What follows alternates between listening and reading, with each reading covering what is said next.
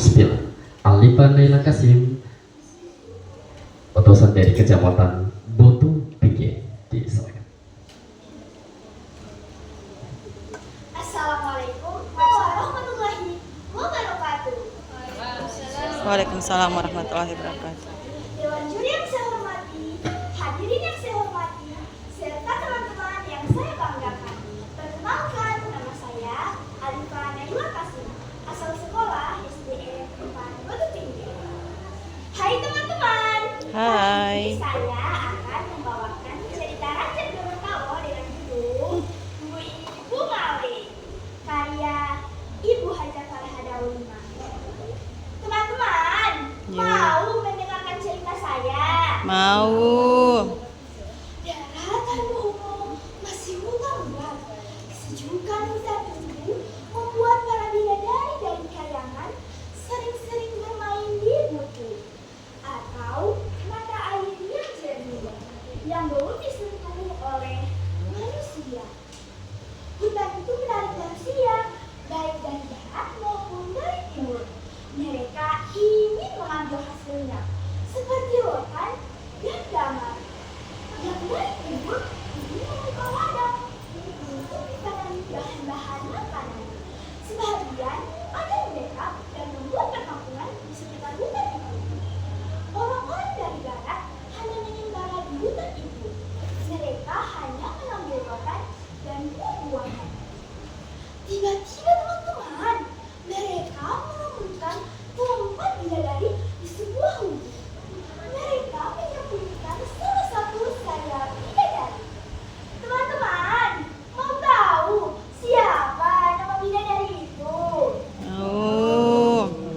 Dan bidadari itu adalah Ibu Male.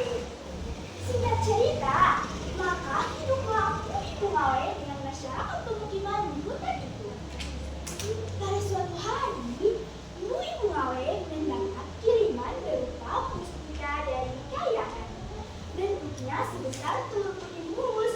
Ibu Male menyimpan mustika itu di suatu tempat dekat sebuah gubuk yang terlindung oleh pepohonan. Orang-orang dari timur masih mengembara di hutan. Dan pada suatu ketika, mereka menemukan mata air itu.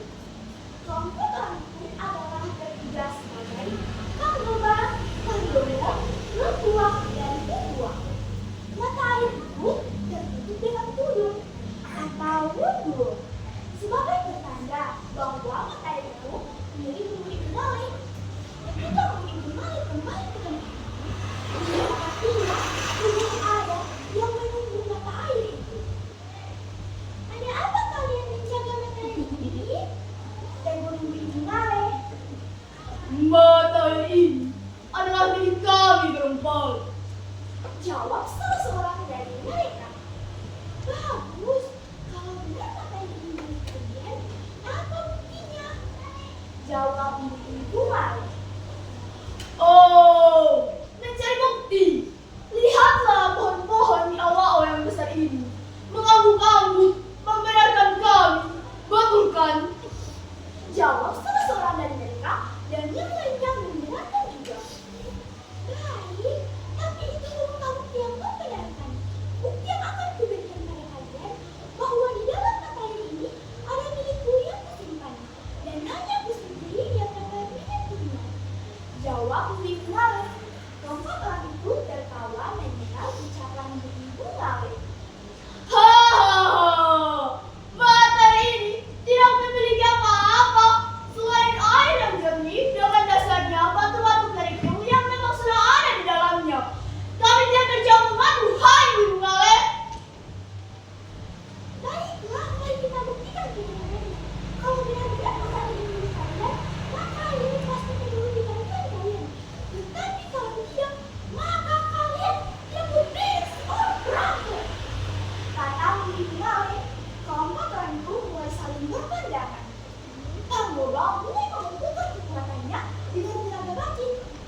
Ketiga temannya pun demikian. Mulailah mereka membagi.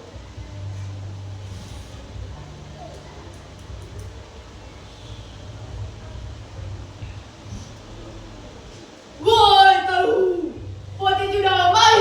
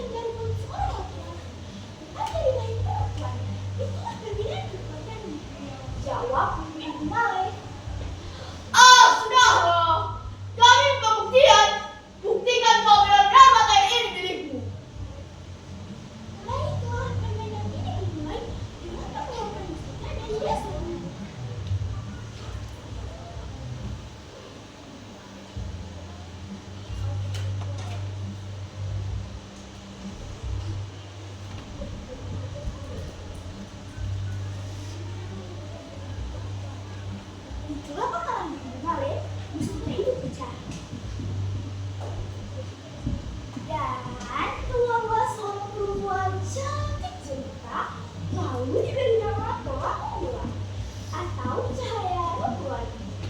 Putri itu diserahkannya kepada seorang laki-laki tampan, selain yang diidolai.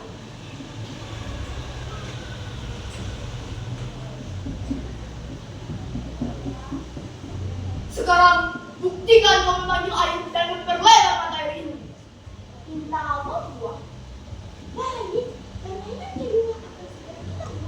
Pergilah kamu mendapatkan buah-buah ada ini. Katamu Ibu Male. Memangnya ada apa kami harus sayang Ibu Male? Karena Bongo, Pak. Bila izin sang pencipta, bumi dan langit, mata airmu akan menjadi warna. Jawab Ibu Male. Hah? Benar? Apakah kau perempuan penyihir? Bumi yang sekecil ini menjadi danau. Sungguh tak mungkin dan tak masuk akal. Benar-benar pekerjaan gila. Jawab buah. Cepat kalian mendekati pohon yang kesaksianmu. Semua aku memanggil air. Katamu Ibu Male. Keempat lelaki itu mendekati pohon biawak. Dengan cekatan mereka memanjat pohon itu dan duduk di cabangnya ke atas. Ibu Male mulai mendekati.